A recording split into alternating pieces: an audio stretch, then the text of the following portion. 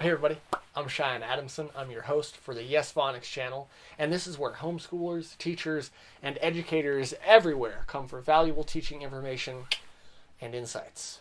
So today's topic is going to be a very interesting and topical about Friedrich's and the California Union Association and what kind of significance it has for teachers in general when they have to pay dues to unions and if they don't agree with everything that unions are doing. I want to talk a little bit about my colleague Pam Fink. Pam Fink, just in case you're watching this, you are amazing.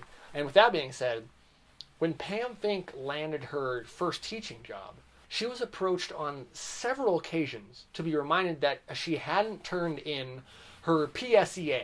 PSEA stands for Pennsylvania State Education Association, which is Pennsylvania's arm of the NEA, which is the National Education Association. And the NEA is also known as the Teachers Union and one of the largest political lobby groups in the United States. And even as a new college graduate who didn't know much about much, from her own words, she knew that she didn't really want to join the PSEA or the NEA because they represented and stood for things that she did not, essentially.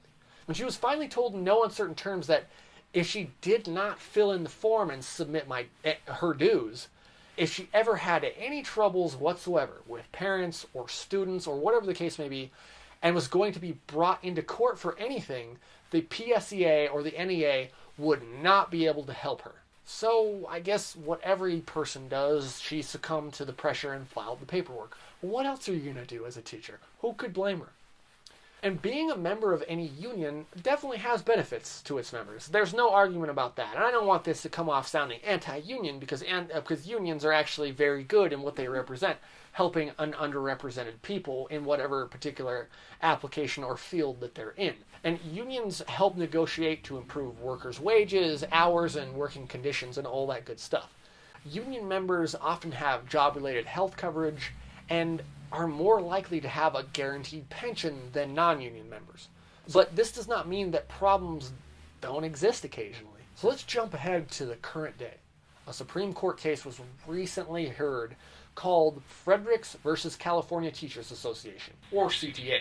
And Rebecca Friedrich's, California third grade teacher, and 9 other teachers along with the CIR, which is the Center for Individual Rights, wanted to be heard in their case about the unfairness of being compelled to pay dues to an organization, which is their local arm of the NEA, does not support the classroom as it should, and in their opinion at least, and which stands for many things that they do not. So again, it's what Pam ran into. They supported certain things that she did not, her values did not support that, but she was still compelled and forced with no compromise, with no sort of remediation.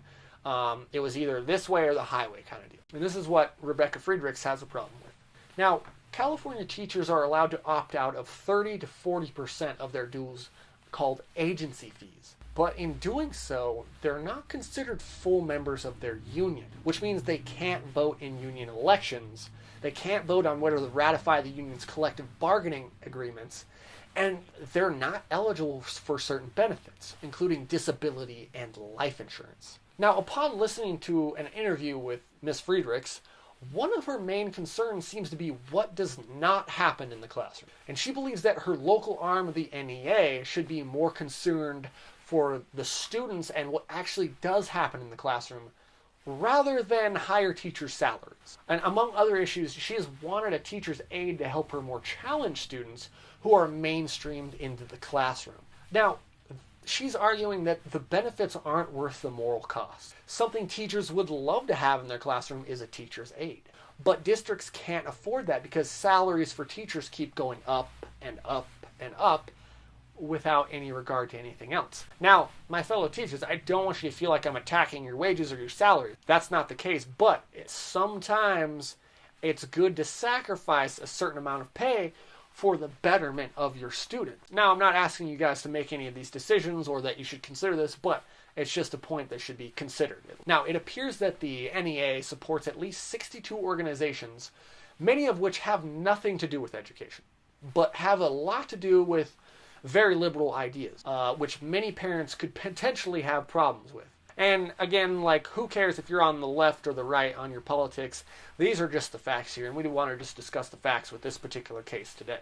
Now, this is something that Mrs. Friedrichs hinted at, and Pam Fink and myself wanted to see as well. It could be argued that putting energies and especially monies into those organizations that have nothing or little to do with education in the classroom are actually hurting our students. And it stands to reason, right? I mean, if these organizations don't have anything to do with education and aren't helping the kids in a meaningful way in the classroom, why would teachers want to contribute all this money for union or agency fees when they feel like it's not helping? Also, to be possibly contended, the NEA, the voice of teachers, isn't really interested in better education for their children, but in their own agenda. Now, you could argue this. The Friedrichs case isn't the only one that has argued such things over the last 2 decades. Now, even on the Wikipedia NEA page, the NEA's own mission statement seems to be in violation of itself.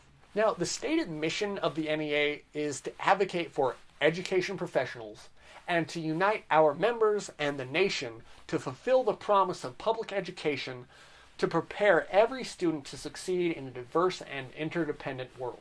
Some of Mrs. Friedrich's arguments, along with the Center for Individual Rights, have been very concerned with the fact that the NEA has lost their way in preparing every student to succeed. And statements such as "the one person can make a difference" and "your vote counts" really are true. Parents, teachers, coaches, and the movers and shakers of the world, like explorers, inventors, scientists, those who make medical breakthroughs, for example, those who make laws to help us live peaceably with one another, all make a big difference in the lives of children and people in general. And really, it really comes down to that simple fact that only a small concerned individual or small concerned individuals have really created real change.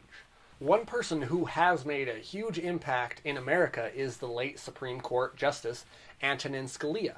Our Supreme Court is made up of 9 justices, and there is 1 Chief Justice and 8 Associate Justices. And as a Supreme Court Justice, Scalia was considered to be one of the more prominent legal thinkers of his generation. And again, regardless of what you think of Scalia, he was pretty critical on these particular cases. And in this particular case, he probably would have been pretty important in the decision of how this particular Friedrichs versus California is going to go. How many of you thought much of the passing of Supreme Court Justice Antonin Scalia, though? How are the Rebecca Friedrichs and the late Justice Scalia connected? In the interview mentioned earlier in this particular article that we are talking from, Terrence Pell from the CIR, representing Mrs. Friedrich, said that their initial oral arguments were heard by the Supreme Court on January 11th, and they seemed to go very well. According to Mr. Pell, who's representing Ms. Friedrichs, at least 5 justices are leaning in their direction. But they are not really going to know the outcome until May or June. And one of those 5 justices was Antonin Scalia, who passed away on February 20th, 2016. Rather than May or June, the Supreme Court opinion was given on March 29th, 2016. It already happened with a vote of 4-4. Does one person make a difference? Yeah, a very big one. And that's for it for today's video, you guys. I'd love to know your thoughts on this. What do you guys think? Love to hear from my fellow teachers out there, public, private, charter. I guess primarily public teachers. What do you guys think of the union? I mean, do you feel like it's representing you guys on a whole? Do you have certain disagreements with them? Do you feel like it's helping more than hindering? Again, I'd love to know your comments. Leave them in the section below. I will be sure to reply. And tell us your stories. Love to hear them.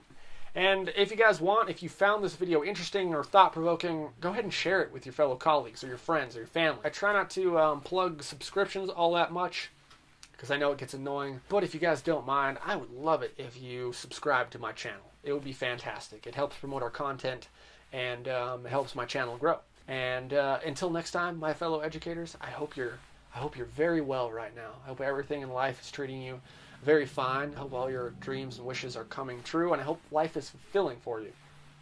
And I'll see you in the next video.